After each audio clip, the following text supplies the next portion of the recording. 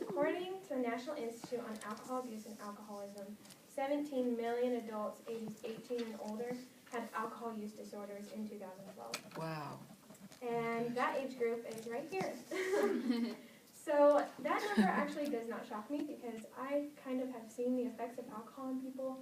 It runs in my family, and so I'm not really shocked by that. But I also read from the same article that 10% of children in the United States at that time lived with parents or one parent who had alcohol use disorders.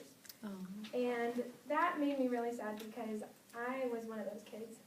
And that might shock all of you because I kind of have really strong values in my life, and I'm a good Christian girl.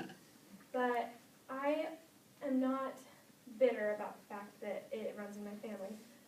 Every night I watched my father drown himself in whiskey and beer, and from that I saw abuse, not physical, but verbal abuse to my mother and to my sisters and to myself. So when we talk about trigger words, that stuck with me because at one point my dad called me a slut, and that broke my heart. I still love my dad dearly, but I'm not going to be bitter about it because I know that the alcohol didn't make him, it made him somebody that he is not. Also, I have 2 older sisters that have been through many treatments, hospitalization, and detoxifications. My oldest sister, she actually just got out the day before Thanksgiving, being 2.5 weeks in a detoxification center. So I wish that I could get my sisters and my dad to stop drinking and to help them get better, but it's been so long in this pool of alcohol that it's made them really stubborn and really bitter towards the fact that I have chosen that I will never drink ever in my life.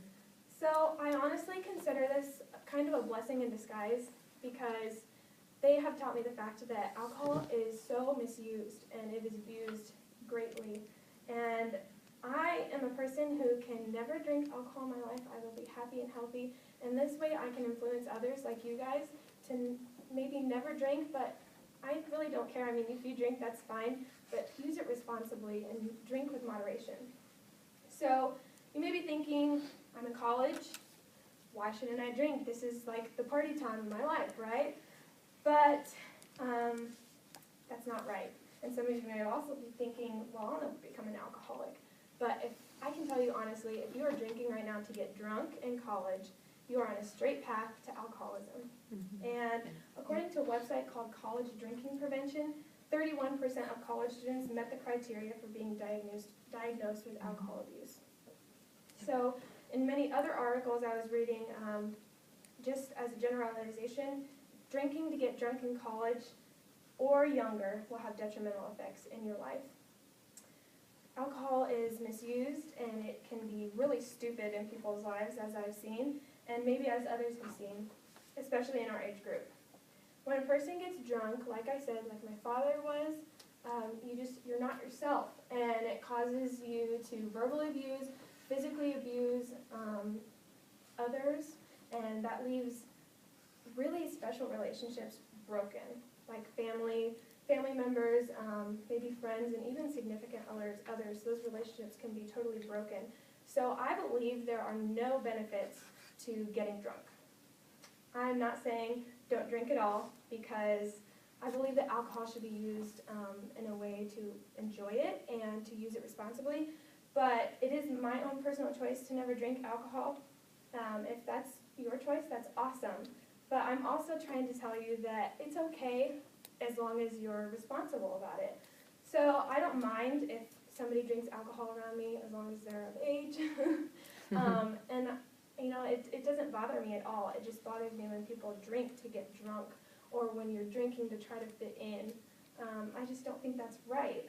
And if there's anybody in here who struggles with drinking, or if you know of somebody who struggles, then there are so many ways that you can help them or help yourself even in treatment. There is no cure, which is really sad.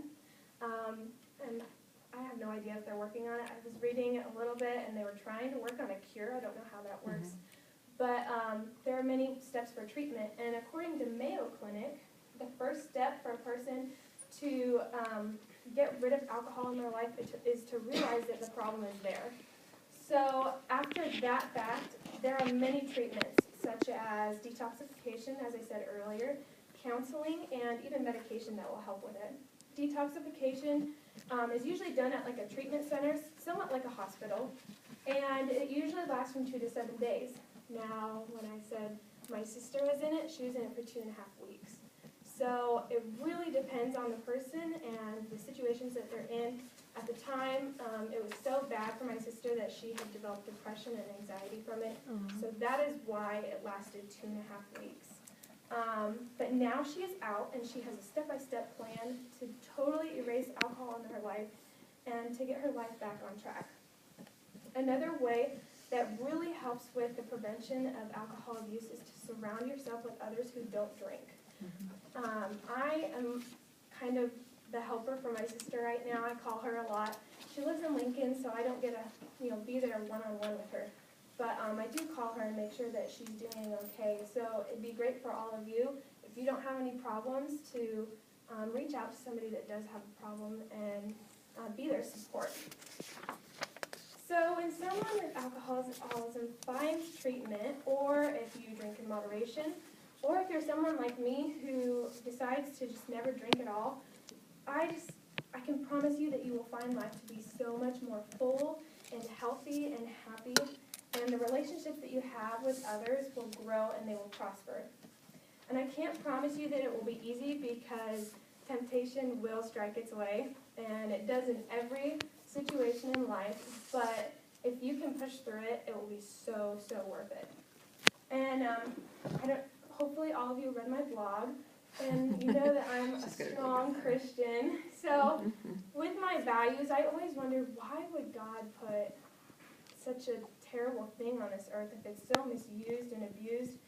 But I really did a lot of research, and I looked in the Bible, and I read through a lot of passages, and I learned how alcohol should play a part in a person's life. You treat your body with respect, because our bodies are temples of God.